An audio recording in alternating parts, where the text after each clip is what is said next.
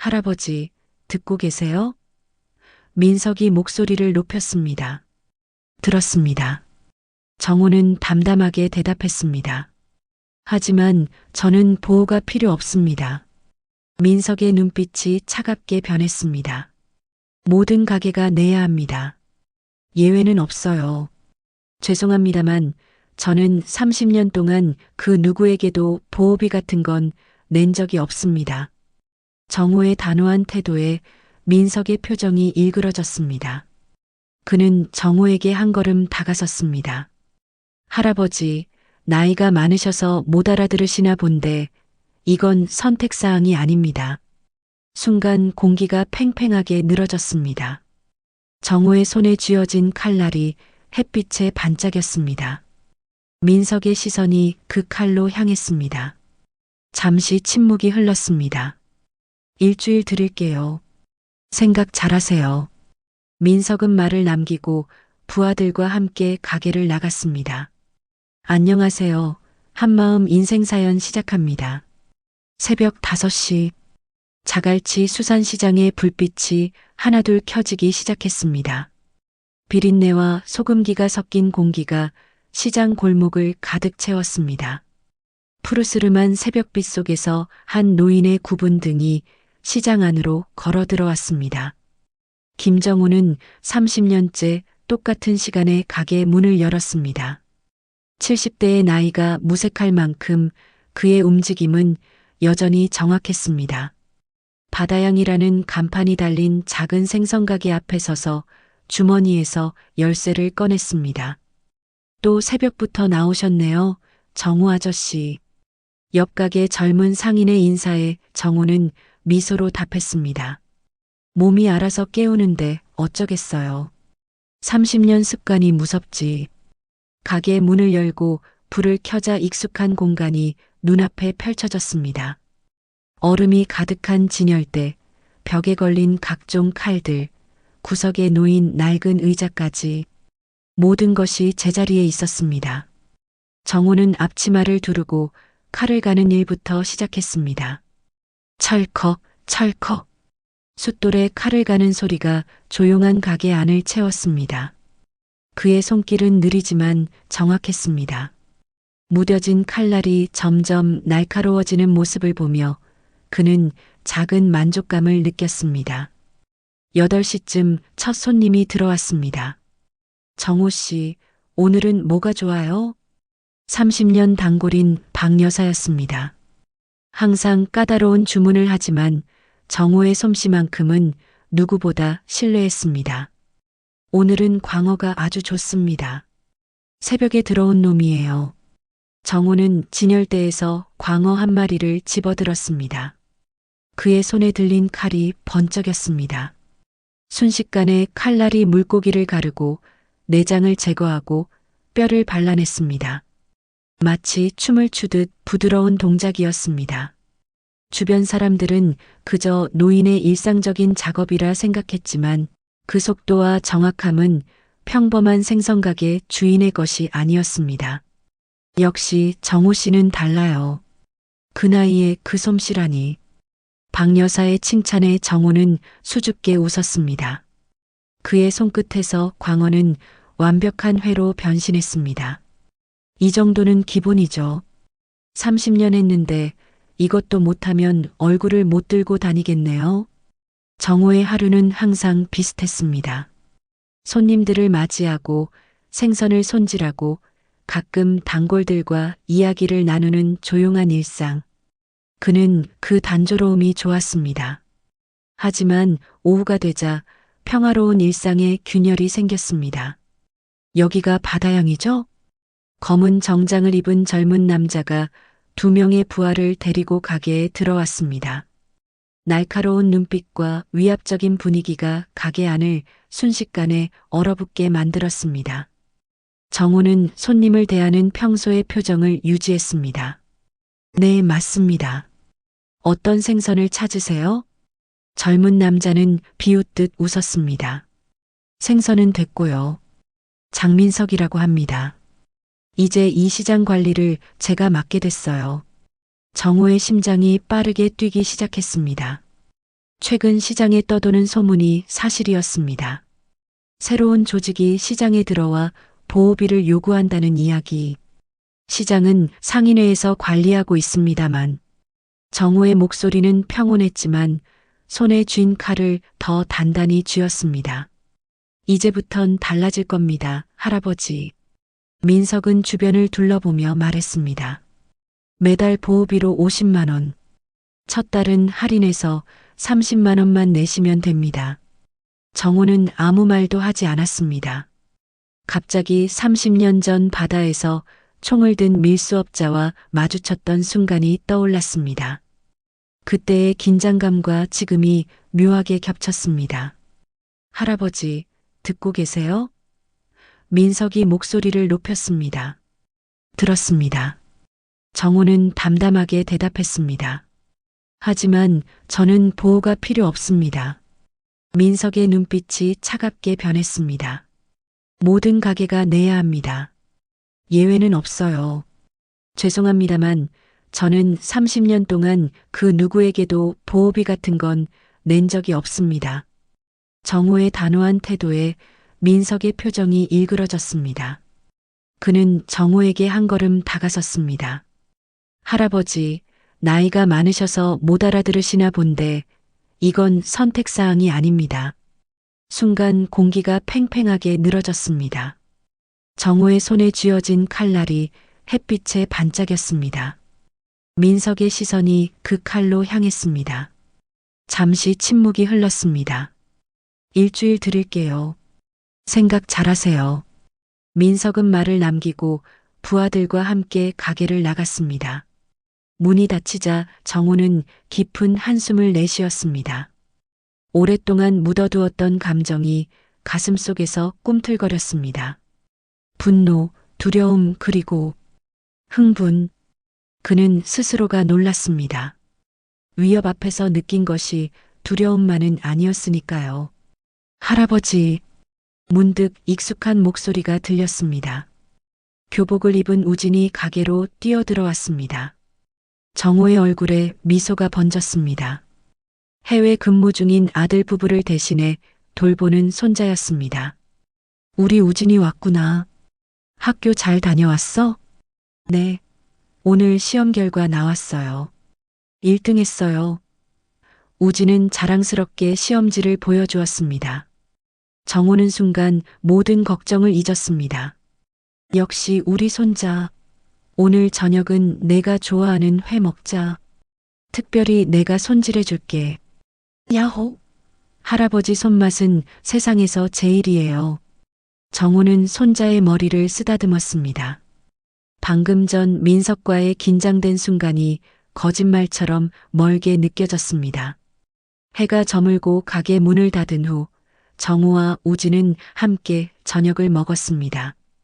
그러나 정호의 마음 한구석에는 불안함이 자리 잡았습니다. 오늘의 일은 시작에 불과했습니다. 민석이 다시 올 것이 분명했습니다. 할아버지, 왜 그렇게 생각에 잠겨 있어요? 우진의 물음에 정호는 미소를 지었습니다. 아니다. 그냥 옛날 생각이 나서. 우진을 재운 후 정호는 자신의 방으로 들어갔습니다. 오래된 옷장 깊숙한 곳에서 낡은 나무 상자를 꺼냈습니다. 상자 안에는 먼지 쌓인 사진 한 장과 해양경찰 특수부대 배지, 그리고 오래된 권총 가죽집이 있었습니다. 사진 속에는 젊은 시절의 정호가 해양경찰 제복을 입고 있었습니다. 그 옆으로 동료들이 함께 웃고 있었습니다. 정호는 배지를 손가락으로 천천히 쓸었습니다. 20년 전 그는 바다의 칼이라는 별명으로 불렸던 해양경찰 특수부대원이었습니다. 아직 녹슬지는 않았겠지. 정호는 중얼거렸습니다. 그의 눈빛이 달라졌습니다. 차분하던 노인의 눈빛이 아닌 날카로운 사냥꾼의 눈빛으로 변했습니다. 민석이 모르는 것이 있었습니다. 그가 상대한 것은 그저 나이든 생선가게 주인이 아니라는 사실을. 정호는 상자를 다시 옷장에 넣었습니다. 오늘 밤은 평소처럼 조용히 지나갈 것입니다. 하지만 그는 알고 있었습니다. 곧 폭풍이 올 것이라는 사실을. 그리고 그때가 되면 바다의 늙은 칼이 다시 한번 빛을 발할 것입니다. 문을 열자 갑자기 밀려오는 어둠이 저를 덮쳤습니다. 가게에 불을 끄지 않았는데도 어딘가 깊은 바닷속에 가라앉는 듯한 느낌이 들었어요. 손님이 없는 오후 생선을 손질하던 저는 문 열리는 소리에 고개를 들었습니다. 정호 씨, 오늘 물 좋네. 이상철 할아버지였습니다. 옆 가게에서 과일을 파는 일은 가까이 된 노인이었죠. 항상 웃는 얼굴이었는데 오늘은 표정이 무거웠어요. 철 할아버지, 어서 오세요. 뭐 드릴까요? 이상철은 주변을 한번 둘러본 뒤 낮은 목소리로 말했습니다. 광어 한 마리만 주게. 근데 요즘 시장이 심상치 않아. 저는 광어를 꺼내며 눈을 찡긋했습니다. 네, 맞아요. 어제도 장사 끝나고 누가 가게 앞에서 담배를 피우고 있더라고요. 뭔가 살피는 것 같았어요. 이상철의 주름진 손이 카운터를 꽉 움켜쥐었습니다. 바다가 출렁이기 시작했어. 큰 파도가 올 징조야. 제 심장이 쿵 하고 내려앉았습니다. 바다라. 오랜만에 듣는 단어였어요. 철할아버지, 혹시 마이너스? 대화가 이어지려는 찰나 가게 문이 요란하게 열렸습니다. 장민석과 그의 부하 5명이 들어왔어요. 제 안에서 무언가가 단단하게 굳어갔습니다. 장민석은 입꼬리를 비틀며 웃었습니다. 김 사장님, 어제 우리 대화 기억하시죠? 오늘은 답을 들으러 왔습니다. 이상철은 슬며시 뒤로 물러섰지만 그의 눈빛이 달라졌어요. 평소에 온화한 과일 장수가 아닌 다른 사람이 된 것 같았습니다. 손님, 죄송하지만 장사 중입니다. 나중에 오시면. 제 말이 채 끝나기도 전에 장민석의 부하 중 하나가 진열대의 생선들을 팔로 쓸어버렸습니다. 커다란 도미가 바닥에 나뒹굴었어요. 시장 사람들이 하나둘 몰려들기 시작했습니다. 이거 봐, 정호 씨. 장민석이 비웃듯 말했습니다. 당신처럼 이 시장도 낡았어. 곧 재개발이 시작되면 이런 곳은 사라질 거야. 지금 우리와 손을 잡으면 좋은 조건으로 빠져나갈 수 있어. 제 손에 쥐고 있던 칼이 차갑게 느껴졌습니다. 시장 사람들의 두려움 가득한 눈빛이 느껴졌어요. 다들 언젠가 자신의 가게도 타깃이 될까봐 떨고 있었습니다. 이때 이상철이 한 발짝 앞으로 나왔습니다. 젊은이, 오늘 바다는 어떻던가? 장민석이 어리둥절한 표정을 지었습니다. 뭐라고요, 할아버지? 이상철은 저를 향해 고개를 살짝 돌렸습니다. 백상어 기억하나? 순간 제 귀에서 파도 소리가 들리는 것 같았어요. 15년 전 해양경찰 특수부대 시절의 암호였습니다. 백상어 작전. 위기 상황에서 공조 신호였죠. 물개 사냥 시즌은 지났습니다. 제가 천천히 응답했어요. 이상철의 눈이 반짝였습니다. 그는 알고 있었습니다. 해병대 수색대 출신이라는 걸, 우리가 같은 바다에서 싸웠다는 것을. 장민석이 참지 못하고 소리쳤습니다. 이런 쓸데없는 소리 그만하고 결정해, 당장. 그의 부하 중 하나가 제 가슴을 손가락으로 밀었습니다. 그 순간 제 안에 잠들어 있던 무언가가 깨어났어요. 칼날이 공기를 가르며 나라가 벽에 꽂혔습니다. 부하의 귀 바로 옆이었죠. 그의 얼굴이 하얗게 변했습니다. 다음엔 맞출 겁니다. 제 목소리가 이상하게 차분했어요. 장민석의 또 다른 부하가 주머니에서 칼을 꺼냈습니다. 하지만 그가 움직이기도 전에 이상철이 그의 팔을 붙잡았습니다. 순식간에 부하는 무릎을 꿇고 말았어요. 해병대 수색대의 갑판 제압 기술이었습니다. 여기서 칼은 생선만 자르는 데 씁니다. 이상철이 부드럽게 말했습니다. 그의 목소리와 달리 소나기의 힘은 강철 같았어요. 장민석의 얼굴이 점점 붉어졌습니다. 이 영감들이 누구야 대체? 시장 사람들이 점점 더 많이 모여들었습니다. 두 노인의 놀라운 몸놀림에 모두가 입을 다물지 못했어요. 우리는 그냥 장사꾼입니다. 제가 대답했습니다. 하지만 바다에서 온 사람들이죠. 장민석의 부하들이 서로를 불안하게 쳐다보았습니다. 상황이 통제를 벗어나고 있었어요. 이봐, 우리는 그냥 사업 제안을 하러 온 거야. 장민석이 물러서며 말했습니다. 그의 목소리가 살짝 떨렸어요. 다시 오겠어. 그들이 물러나는 순간 저는 깊은 한숨을 내쉬었습니다. 시장 사람들이 박수를 치기 시작했어요. 이상철은 제 어깨를 툭 쳤습니다.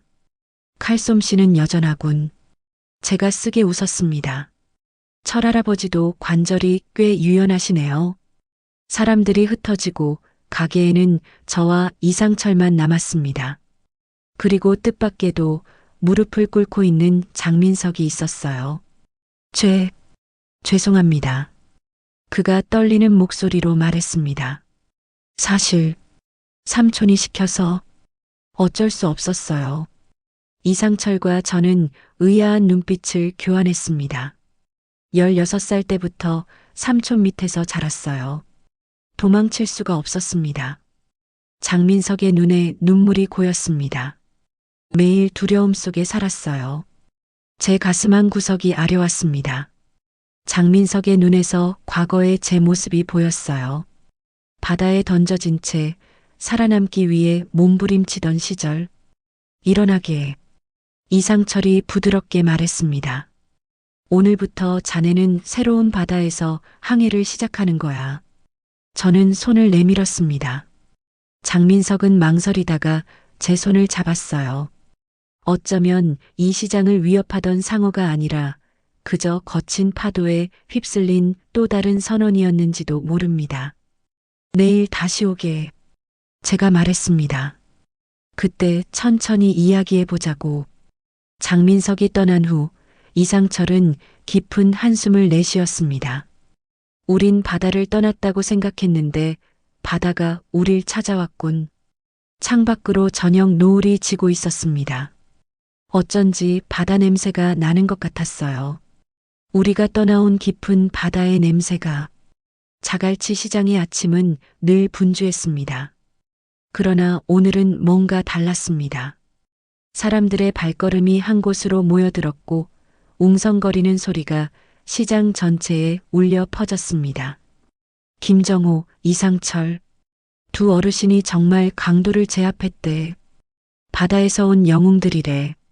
바다처럼 넓은 마음씨를 가졌대. 상인들 사이에서 소문은 파도처럼 퍼져나갔습니다. 두 노인의 이름이 자갈치 시장을 휩쓸었습니다. 젊은 상인들은 고개를 갸웃거리며 두 노인의 과거에 대해 궁금해했고 오래된 상인들은 옛날 이야기를 꺼내기 시작했습니다. 그 두 분이 평범한 어부였던 줄 알았어? 젊었을 때는 해양경찰이었다고.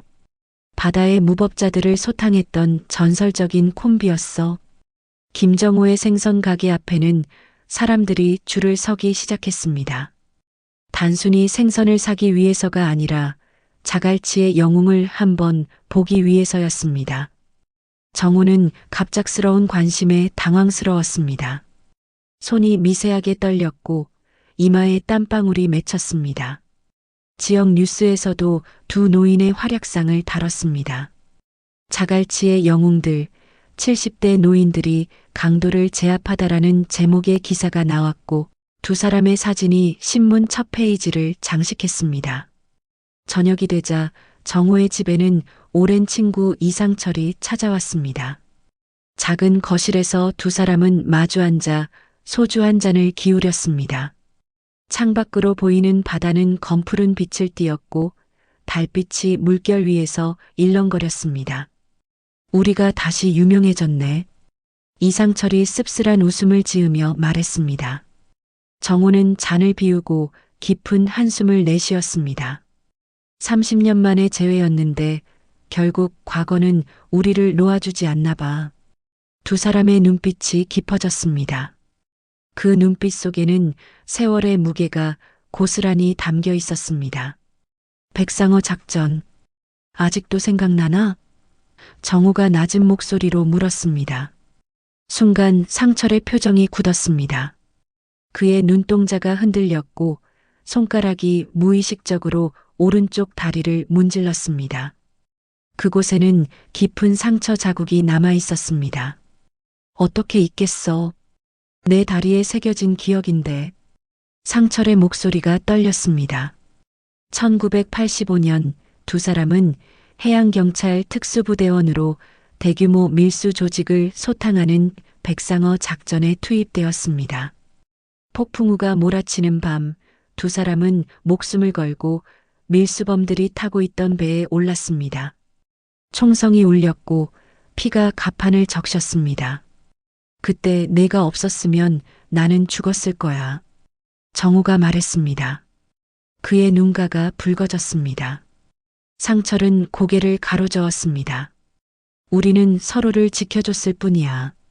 그건 우리의 임무였으니까. 두 사람은 과거의 임무들을 하나씩 떠올렸습니다. 해적선을 추격했던 날, 밀수범들과 총격전을 벌였던 날, 폭풍우 속에서 동료를 구출했던 날.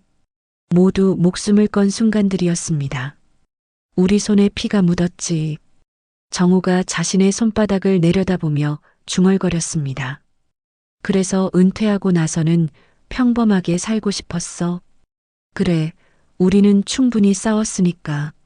상철이 고개를 끄덕였습니다. 다음 날 아침 정우의 가게 앞에 정장을 차려입은 젊은 남자가 서 있었습니다. 바로 장민석이었습니다.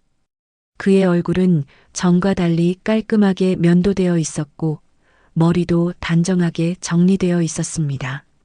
민석은 깊게 허리를 숙였습니다. 저, 일자리를 주실 수 있을까요? 정우는 잠시 말없이 민석을 바라보았습니다. 가슴속에서 복잡한 감정이 일렁였습니다. 분노, 동정, 그리고 이해. 결국 그는 깊은 숨을 내쉬었습니다. 왜 하필 내 가게지? 정우가 물었습니다. 민석의 눈에 눈물이 고였습니다. 제가 정말 잘못했습니다.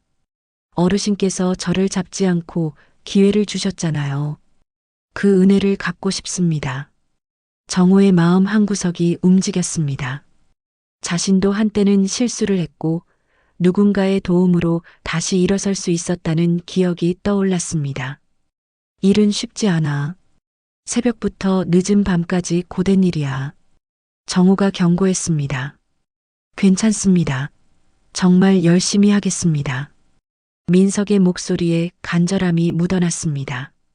결국 정우는 한숨을 내쉬며 고개를 끄덕였습니다. 일단 일주일만 시험 삼아 해보자. 민석의 첫날은 그야말로 지옥이었습니다. 생선 비늘을 긁다가 손이 베이고 무거운 상자를 나르다가 허리가 아팠습니다. 생선 손질법을 배우는 것은 더 어려웠습니다. 칼이 자꾸 미끄러졌고 생선은 엉망이 되었습니다. 아이고, 이걸 어떻게 팔아? 정우가 한숨을 쉬었습니다. 민석의 얼굴이 붉어졌습니다.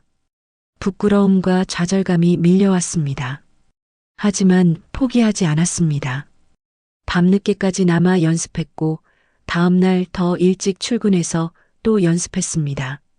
그날 저녁 정우의 손자 우진이 할아버지를 찾아왔습니다. 12살 우진의 눈에는 호기심과 존경심이 가득했습니다. 할아버지, 진짜 해양경찰이었어요? 우진이 눈을 반짝이며 물었습니다. 정우는 손자의 머리를 쓰다듬었습니다. 그랬단다. 와, 진짜 멋있어요. 학교 친구들한테 자랑했어요. 다들 할아버지가 영웅이래요. 정우의 눈가에 주름이 깊게 패였습니다. 웃음 뒤에 숨겨진 복잡한 감정이었습니다. 영웅이 아니란다. 그저 자신의 일을 했을 뿐이야. 하지만 우진의 눈에는 할아버지가 바다처럼 크고 멋진 사람으로 보였습니다.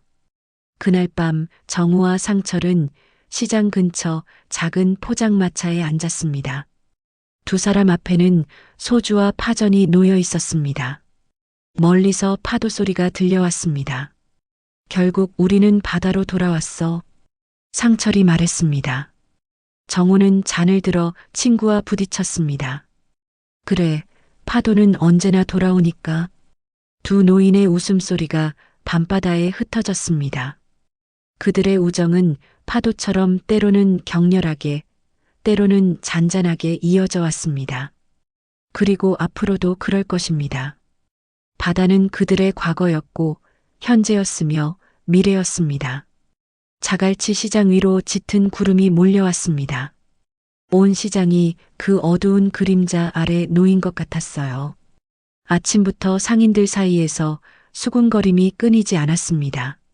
메가 코퍼레이션이라는 대형 기업의 재개발 계획이 시장에 닿았다는 소문이 퍼졌거든요. 40년 넘게 여기서 장사했는데 이제 와서 쫓겨날 판이라니. 김정우는 주름진 손으로 차 잔을 꾹 움켜쥐었습니다. 손끝이 하얗게 변할 정도로요. 그의 목소리에는 분노와 두려움이 뒤섞여 있었어요. 상인의 사무실은 그날 아침 일찍부터 사람들로 가득 찼습니다. 모두들 불안한 눈빛으로 서로를 바라봤어요. 평생을 이곳에서 살아온 사람들에게 시장은 단순한 일터가 아니었습니다. 삶 그 자체였죠. 이상철이 문을 열고 들어섰습니다. 평소에 웃음기 있는 얼굴은 온데간데 없고 긴장된 표정이었어요. 확실한 정보입니다. 메가 코퍼레이션이 이 일대를 모두 사들여서 복합 쇼핑몰로 만든다고 해요. 우리한테는 보상금 조금 주고 나가라는 거죠. 순간 사무실 안이 얼어붙었습니다. 누군가의 훌쩍이는 소리만 들릴 뿐이었어요. 이대로 당할 순 없습니다. 정우가 자리에서 벌떡 일어났습니다. 80이 넘은 나이에도 그의 눈빛은 젊은이 못지않게 불타올랐어요. 우리 힘을 모아야 합니다. 우리의 터전을 지키기 위해서요. 이때 구석에 조용히 앉아있던 민석이 입을 열었습니다. 제가 도울 수 있을 것 같습니다. 모두의 시선이 민석에게 쏠렸어요. 시장에 온 지 얼마 되지 않은 청년, 누구도 그에게 기대하지 않았습니다. 대학에서 법학을 전공했었어요. 비슷한 재개발 사례들을 찾아보고 상인들의 권리를 보호할 방법을 알아볼 수 있습니다. 정우의 눈이 반짝였습니다. 놀라움과 기대감이 교차하는 표정이었어요. 민석 씨가 법학을? 민석은 쓰게 웃었습니다. 그의 과거는 누구에게도 말한 적 없었으니까요. 하지만 지금은 숨길 때가 아니었습니다.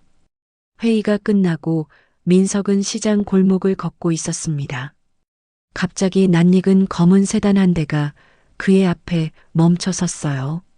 창문이 내려가면서 보인 얼굴에 민석의 심장이 멎는 듯 했습니다. 오랜만이구나, 조카. 장석호였습니다. 민석의 삼촌이자 부산에서 손꼽히는 조직의 두목이었죠. 민석의 얼굴에서 핏기가 싹 가셨습니다. 삼촌. 석호가 차에서 내렸습니다. 비싼 양복을 입은 그의 모습은 여전히 위압적이었어요. 내가 여기서 장사한다길래 보러 왔다. 근데 듣자 하니 상인회와 어울려 뭔가 꾸미고 있다면서? 민석의 등줄기로 식은땀이 흘렀습니다. 어떻게 알았을까요? 누군가 감시하고 있었나 봅니다. 그냥 사람들 돕고 있을 뿐이에요. 석호가 비웃듯 웃었습니다. 그 메가 코퍼레이션, 내가 함께 일하는 회사야. 이번 재개발은 내 사업이기도 하지. 내가 방해하면 좋을 일 없을 거다. 민석의 가슴 속에서 무언가 툭 끊어지는 느낌이었습니다. 삼촌이 직접 관여하고 있다니. 상황이 더 복잡해졌습니다. 돌아와라, 민석아. 내 자리는 여전히 비어 있어. 조직에서 내 능력을 필요로 해. 민석은 고개를 저었습니다. 한때 그도 삼촌 밑에서 일했었습니다. 법을 공부한 것도 조직을 위해서였죠. 하지만 그건 이미 지나간 과거였어요. 사양하겠습니다. 전 이제 제 길을 가려고요. 석호의 눈빛이 차갑게 변했습니다. 그럼 결과를 감당할 준비나 해둬라. 내 새 친구들. 특히 그 늙은이 김정우와 그 손자. 안전하지 않을 수도 있어. 석호가 남긴 말은 독이 묻은 화살처럼 민석의 가슴에 박혔습니다. 검은 세단이 사라진 후에도 그 공포는 남았어요. 그날 밤 민석은 정호의 집을 찾았습니다. 모든 것을 털어놓아야 했습니다. 삼촌과의 관계, 과거의 잘못들, 그리고 지금의 위협까지. 정호는 민석의 이야기를 묵묵히 들었습니다. 판단하는 눈빛 없이 그저 듣고 또 들었어요. 사람은 누구나 실수를 합니다. 중요한 건 지금 무엇을 선택하느냐죠. 정호의 손이 민석의 어깨를 두드렸습니다. 그 손길에서 민석은 오랫동안 느끼지 못했던 따뜻함을 느꼈어요. 다음 날 정호와 상철, 그리고 민석은 시장 한편의 작은 방에 모였습니다. 벽에는 자갈치 시장의 오래된 사진들이 붙어 있었어요. 각자의 기억 속에 살아있는 시장의 모습들이었습니다. 우리가 가진 건 결국 하나입니다. 바로 이 시장의 역사와 문화죠. 민석이 말했습니다. 법적으로 싸우는 것도 중요하지만 먼저 사람들에게 이 시장의 가치를 알려야 해요. 단순한 상가가 아니라 부산의 혼이 살아 숨쉬는 곳이라는 거리요. 상철이 고개를 끄덕였습니다. 문화보존운동. 그거 좋은데요? 축제도 열고 미디어에도 알리고. 세 사람의 눈빛이 하나로 모였습니다. 앞으로의 싸움은 쉽지 않을 것입니다. 하지만 이제 그들에겐 함께 싸울 동료가 있었어요. 그날 밤늦게 정호의 집에서 요란한 소리가 들렸습니다. 누군가 문을 세게 두드리는 소리였어요. 정호가 불안한 마음으로 문을 열었을 때 검은 옷을 입은 남자들이 서 있었습니다. 김정호 씨 맞으시죠? 우리 사장님이 만나자고 하십니다. 정호가 거절하려는 순간 안방에서 우진의 놀란 목소리가 들렸습니다. 할아버지, 누구세요? 순간 정호의 얼굴이 창백해졌습니다. 우진을 보호해야 한다는 생각뿐이었어요. 폭풍이 시작되었습니다. 우진의 다급한 전화가 왔을 때 정호의 마음은 얼음장처럼 차갑게 굳었습니다. 평소 장난기 가득한 손자의 목소리가 공포에 질려 있었기 때문이었죠. 할아버지, 도와줘요. 그 사람들이 절 잡았어요. 정호는 전화를 끊자마자 상철에게 연락했습니다. 말이 필요 없었습니다. 두 사람은 40년 전 해군에서 함께 특수작전을 수행했던 동료였으니까요. 우진이가 위험해. 도움이 필요해. 상철의 대답은 단호했습니다. 어디서 만날까? 바다가 내려다 보이는 자갈치 시장 뒤편에서 두 노인은 만났습니다. 둘 다 70대 중반의 나이였지만 눈빛만은 젊은 시절 그대로였죠. 정호의 손에는 오래된 해도가 들려 있었고 상철은 작은 가방을 메고 있었습니다. 석호 녀석이 우진이를 항구 창고에 가뒀을 거야. 재개발 계획의 일환으로 사들인 버려진 창고 말이야. 정호가 해도를 펼치며 말했습니다. 손가락으로 위치를 짚자 상철은 고개를 끄덕였습니다. 노인네들이 뭘 할 수 있을까 생각하겠지만 상철의 입가에 옅은 미소가 번졌습니다. 바다의 늙은 칼날이 아직 녹슬지 않았다는 걸 보여주자고. 두 사람은 어둠 속에서 움직였습니다. 바다에서 불어오는 바람이 그들의 하얀 머리카락을 흩트렸지만 걸음은 확고했습니다. 창고에 도착하자 정호는 손짓으로 상철에게 신호를 보냈습니다. 과거 특수부대에서 사용하던 수신호였죠. 창고 안에서는 석호가 우진을 의자에 묶어놓고 협박하고 있었습니다. 민석은 한쪽 구석에서 불안한 표정으로 서 있었죠. 삼촌, 이건 너무 심한 거 아니에요? 그냥 할아버지께 말씀드리면. 석호가 손을 들어 민석의 말을 자르며 소리쳤습니다. 입 닥쳐. 이 늙은이 때문에 내 계획이 다 틀어졌어. 시장을 재개발해서 큰 돈을 벌 수 있었는데. 그때였습니다. 창고의 전등이 갑자기 꺼졌고 어둠 속에서 움직임이 감지되었습니다. 석호가 손전등을 켜자 눈앞에 정우와 상철이 서 있었습니다. 우리 손자를 풀어주게. 정우의 목소리는 낮지만 강렬했습니다. 석호는 비웃었습니다. 무슨 짓을 할 수 있다고 생각하십니까? 경찰을 부르시겠어요? 그러면 당신이 가지고 있는 시장 소유권 서류가 가짜라는 증거를 내밀 거예요. 정우는 천천히 고개를 저었습니다. 폭력으로 해결하려는 게 아니야. 이미 모든 증거를 경찰에 제출했다네. 그 말에 석호의 얼굴이 창백해졌습니다. 그때 상철이 손에 들고 있던 작은 장치를 보여주었습니다. 녹음기였죠. 방금 당신이 한 말도 다 녹음됐네. 불법 감금의 협박까지. 꽤 긴 시간 교도소에 있게 될 거야. 석호가 달려들려는 순간 상철은 재빠른 움직임으로 그를 제압했습니다. 70대의 나이가 무색할 정도로 날렵한 동작이었죠. 정우는 우진에게 달려가 묶인 손을 풀어주었습니다. 할아버지. 우진의 눈에는 눈물이 고여 있었습니다. 그때 민석이 다가왔습니다. 그의 눈에도 눈물이 맺혀 있었죠. 정우 할아버지. 정말 죄송합니다. 삼촌의 계획을 알면서도 말리지 못했어요. 제 안에서 뭔가가 툭 하고 끊어진 것 같았어요. 더 이상 이렇게 살 수 없다는 생각이. 정우는 민석의 어깨를 토닥였습니다. 괜찮아. 앞으로의 선택이 더 중요한 법이지. 경찰이 도착했을 때 석호는 이미 완전히 체념한 상태였습니다. 경찰은 그를 체포하며 정우에게 말했습니다.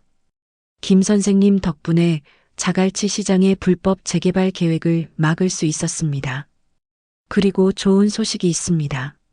시장이 문화재로 지정되어 재개발 계획은 완전히 무산되었습니다. 그 소식을 들은 정호의 주름진 얼굴에 미소가 번졌습니다. 상철은 그의 어깨를 두드리며 웃었죠. 몇 주 후 자갈치 시장은 새로운 활기를 되찾았습니다. 시설은 개선되었지만 전통은 보존되어 더 많은 관광객이 찾아오게 되었죠. 민석은 법학 공부를 다시 시작했고 틈틈이 정우의 가게를 도왔습니다. 정우와 상철을 중심으로 자갈치 어르신 모임이 만들어져 지역사회에 기여하는 활동도 시작했습니다. 시장 입구에는 바다의 늙은 칼날이라는 별명으로 두 노인의 이야기를 새긴 기념판이 설치되었죠. 해질녘 정우와 우진은 항구를 바라보며 이야기를 나누고 있었습니다. 할아버지, 어떻게 그렇게 용감하실 수 있었어요? 정우는 먼 바다를 바라보며 미소 지었습니다. 우진아, 나이는 단지 숫자일 뿐이야. 중요한 건 내 안에 있는 가치가 얼마나 영원한가 하는 거지. 바다는 잔잔했고 석양은 아름다웠습니다. 정우의 하얀 머리카락이 바람에 나부꼈지만 그의 눈빛은 바다처럼 깊고 청명했습니다. 오늘의 자갈치 시장은 과거보다 더 밝은 미래를 향해 나아가고 있었습니다. 자갈치 시장의 등대가 밤바다를 밝히기 시작했습니다. 정호의 가슴 속에서는 또 다른 등대가 빛나고 있었습니다. 지혜와 용기, 그리고 끝없는 사랑으로 만들어진 등대였죠. 그 빛은 앞으로도 오랫동안 우진과 민석, 그리고 많은 이들의 길을 밝혀줄 것입니다. 한마음 감동 사연은 여기까지입니다. 이 사연이 도움되셨다면 구독, 좋아요 버튼을 눌러주시면 저에게는 힘이 됩니다. 시청해주셔서 감사합니다.